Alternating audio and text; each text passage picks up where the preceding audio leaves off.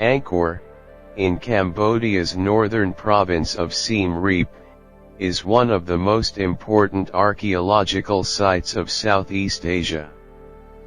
It extends over approximately 400 square kilometers and consists of scores of temples, hydraulic structures, basins, dykes, reservoirs, canals, as well as communication routes. For several centuries Angkor was the center of the Khmer Kingdom. With impressive monuments, several different ancient urban plans and large water reservoirs, the site is a unique concentration of features testifying to an exceptional civilization. Temples such as Angkor Wat, the Bayon, Preah, and Prohm, exemplars of Khmer architecture, are closely linked to their geographical context as well as being imbued with symbolic significance.